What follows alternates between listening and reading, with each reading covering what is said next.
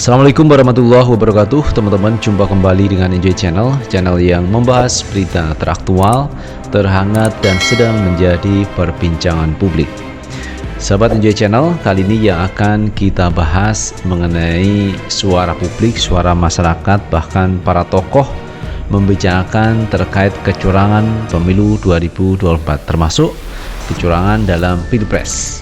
Nah, kali ini kita akan melihat apa yang disampaikan Pak Mahfud MD mengenai penyelewengan dana bantuan sosial atau bansos.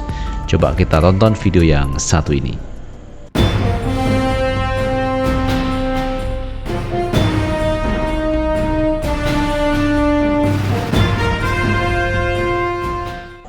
Kasus bansos itu, sementara ini temuan kami, itu ada pelanggaran. Iya. Kalau pelanggaran pelaksanaan undang-undang itu bukan ke pemilu, Iya. tapi ke DPR. Iya, Apa misalnya? Ini ya, bansos iya, tahun 2023 itu berakhir November. Bansos itu menurut undang-undang APBN berakhir November. 2023. Iya, tapi diperpanjang tanpa mengubah APBN. Oke. Kan pelanggaran. Iya, iya, iya, iya. Yang tahun 2024 tiba-tiba dinaikkan. Oke. 2024 ya. Iya, iya. 2024 dan dibayarkan Januari Februari. Padahal undang-undangnya yang tahun 2024 itu baru disahkan 16 Oktober. Oh, harusnya 16 Oktober ya. Harusnya nunggu perubahan APBN Iya. ke itu, tapi dipaksakan dinaikkan, Nah. lalu dibagi di situ. Iya. Nah, di situ pelanggaran terhadap undang-undang. Iya, iya, iya, iya. Nah, ini masuk ke hak angket. Itu ya. nanti angket. Iya. Apakah Anda optimis angket? Ya kita lihat aja dulu, karena Iya. angketnya tergantung politik. Kalau Iya. sebagian parpol itu menyatakan tidak, ya tidak akan jadi juga. Oke. Gitu kan? Iya. Oh, parpolnya kan banyak tuh yang di Iya. sana. Pas di voting gitu, nggak setuju gitu, lebih banyak yang tidak setuju angket, ya bubar juga. Oke. Itu namanya politik. Iya. Jadi jangan terlalu bergembira dulu, tapi jangan pesimis juga. Kan Iya. politik tuh sangat Dinamis. Dinamis. Dinamis. Dan tergantung usaha kita juga, Prof. itu tergantung usaha kita juga, dan biasanya akan sangat dipengaruhi oleh tekanan publik juga. Oleh sebab itu saya katakan kepada pejuang-pejuang di bawah, terus dilakukan tekanan melalui medsos, melalui gerakan, tapi jangan melanggar hukum. Jangan melanggar hukum. Jangan melanggar hukum. Ada rambu-rambunya itu semua. Kira-kira bakal yang ditempuh MK, hak angket, atau MK dan hak angket, MK dan hak angket. dua-duanya ya? MK dan hak angket. Jadi keputusan rapat tanggal 15 itu kita harus mengkoreksi Iya. pemilu yang menurut kita, menurut Iya. subjektivitas kita, Iya. pemilu yang tidak benar ini. Iya. Caranya gimana? Ada 3 caranya. Iya. Satu, lewat jalur hukum, itu adresatnya KPU, bahwa Anda tidak benar menyelenggarakan pemilu, kami nuntut untuk dibatalkan hasil pemilu. Iya. Itu kan? Kemudian yang kedua angket, ini jalur politik. Iya. Jalur politik ini dilakukan oleh parpol. Iya. Saya katakan, saya tidak bisa ikut angket karena saya bukan orang parpol, Iya. saya juga bukan anggota DPR. Iya. Tetapi saya bisa memberitahu mekanisme dan prosedurnya. Gitu. Oke. Iya. Oleh sebab itu saya hanya memberi masukan, tapi saya tidak ikut-ikut di angket itu. Nah, lalu yang ketiga itu tadi ada pertama hukum ke Mahkamah Konstitusi yang digugat KPU, yang kedua angket yang digugat pemerintah karena melakukan pelanggaran undang-undang macam-macam itu. Nanti tentu apa itu benar apa tidak tergantung angketnya tadi. Iya. Lalu yang ketiga tekanan publik, opini publik, gerakan Oke. masyarakat seperti yang sekarang ini banyak, meskipun akhir-akhir ini tekanan-tekanan publik itu sudah tidak banyak disiarkan oleh televisi. Oke. Padahal banyak Iya, iya, tiap iya. hari yang lewat medsos, Iya, lewat iya, apa iya. gitu. Iya, iya. Tapi oke, itulah realitas politik kita. Iya. Yang terpenting negara ini harus selamat. Seberapa besar harapannya, Prof, untuk mendapatkan kejelasan dan tegaknya demokrasi lewat hak angket nanti, Prof? Saya belum bisa. Karena kalau hak angket itu keputusannya tergantung pada yang banyak. Iya. Ya kan kalau politik itu kan mencari menang. Ya, Nah, menang itu tergantung manuver-manuver politiknya kan. masing-masing ya. Ya, beda kalau hukum mencari benar. Pedomannya udah jelas, tinggal hakimnya berani apa tidak kan. Iya. Apakah hakim ini tidak terintervensi secara politik. Tapi menurut saya, berapapun besar peluangnya harus dilakukan. Menurut Prof, 5 partai itu 5 partai yang koalisi yang berseberangan gitu ya dengan 02, kira-kira semuanya bakal kompak nggak, Prof? Kalau saya melihat, mereka semua sudah menyatakan. Semuanya menyatakan. P3 bilang tidak ya, tetapi di dalam rapat waktu itu Pak Mardiano justru semangat. Semangat. Iya, itu setuju angket, kita lawan kan gitu. Oh gitu. Iya, ketuanya nih Pak. Ketuanya langsung Pak Mardiano.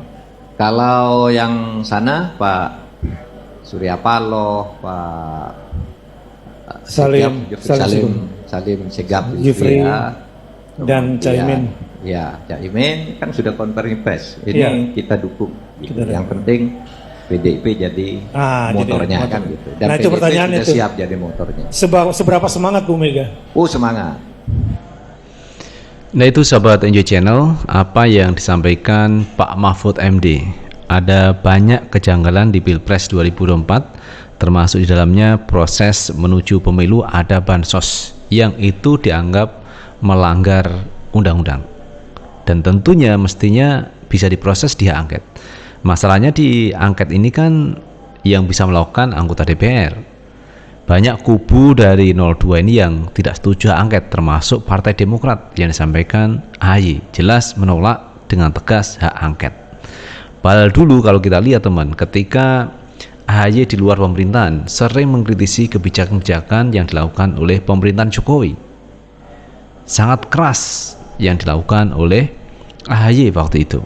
Tetapi ketika AHY masuk di pemerintahan, ini berbalik arah 190 derajat teman, mendukung pemerintahan Jokowi. Padahal sebelumnya mengkritik habis. Hanya karena AHY ini diberikan jatah menteri ATR, kepala BPN, kepala pertanahan. Nah, ini akhirnya berubah arah politik dari Partai Demokrat. Kalau misalkan Demokrat itu di luar pemerintahan, Partai Demokrat akan mendukung hak angket. Tapi masalahnya Demokrat sudah masuk di pemerintahan Jokowi dan menolak hak angket.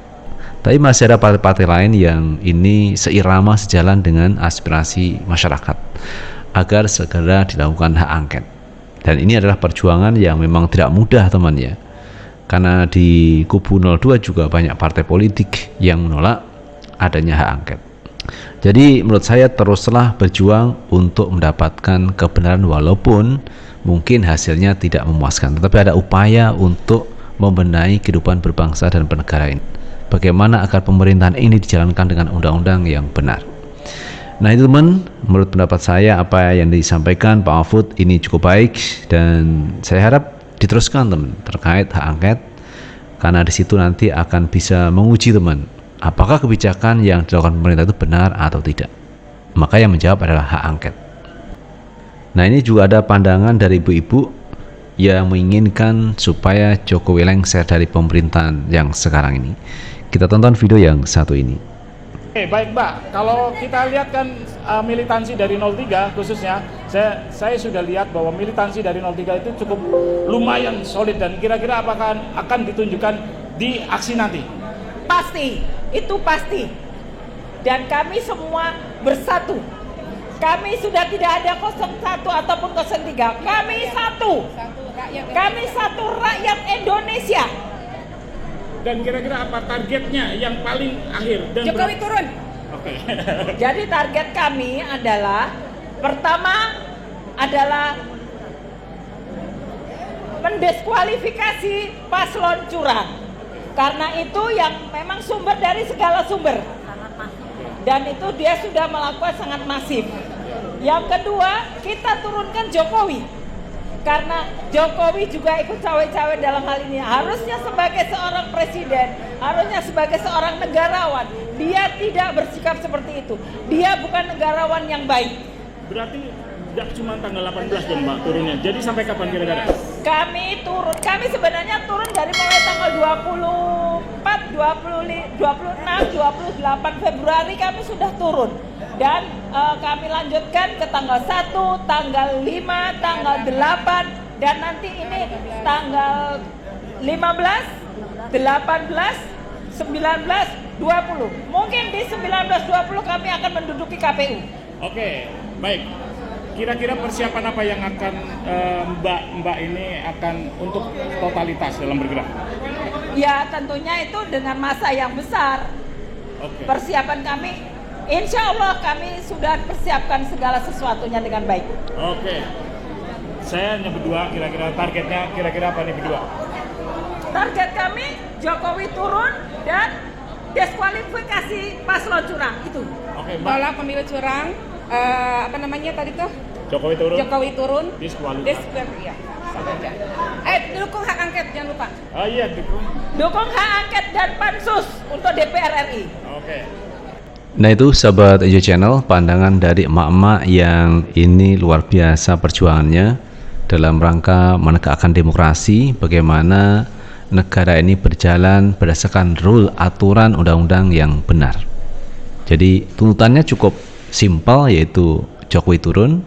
Yang kedua adalah diskualisi paslon curang, yang dimaksud mungkin Prabowo Gibran, karena kecurangan itu sebenarnya berawal dari keputusan MK, di mana dalam keputusannya itu kan di sana bahwa seorang calon presiden, wakil presiden itu tidak harus berusia 40 tahun, tetapi ketika seseorang calon itu misalkan sudah pernah menjabat sebagai kepala daerah atau sedang menjabat sebagai kepala daerah, itu boleh mencalonkan menjadi calon presiden atau wakil presiden. Nah, disitulah sebenarnya sudah mulai terjadi kecurangan. Jadi wajar saja kalau emak-emak tadi menginginkan supaya diskualifikasi paslon curang. Nah itu teman yang disampaikan emak-emak. Ini juga ada pandangan dari emak-emak juga, tapi ini adalah pakar hukum tata negara, Bivitri Susanti teman ya. Kita lihat video yang satu ini. Jadi satu kecurangan yang paling kelihatan dan belum diapa-apain itu adalah ketika salah seorang kepala daerah tadinya memihak salah satu paslon, terus tiba-tiba dia punya kasus baru korupsi, terus tiba-tiba dia memihak paslon lain. Nah itu paling kelihatannya luar biasa, dan Bawaslu juga nggak bisa ngapa-ngapain karena persoalan penegakan hukum. Nah itu sahabat Ejo Channel, pandangan dari Bivitri Susanti terkait kecurangan di pemilu 2024. Banyak kecurangan dan masing-masing saya pikir punya data terkait kecurangan di Pilpres 2024, baik dari tim paslon 01 maupun tim paslon 03 sudah pegang kartu. Kartu apa itu? Kartu kecurangan di pemilu 2024. Apalagi di sana di 03 ada Pak Mahfud MD. Beliau pernah menjadi ketua MK sehingga dia tahu betul proses mengajukan gugatan di Mahkamah Konstitusi. Namun demikian kita juga melihat beritanya bahwa nanti teman ya, tim hukum dari Prabowo yaitu Yusril Izzah ini juga akan membela Prabowo, membela yang digugat di MK. Dan ini menarik teman, Mahfud MD juga orang hukum, Yusril juga orang hukum. Nah ini sama-sama kuat teman.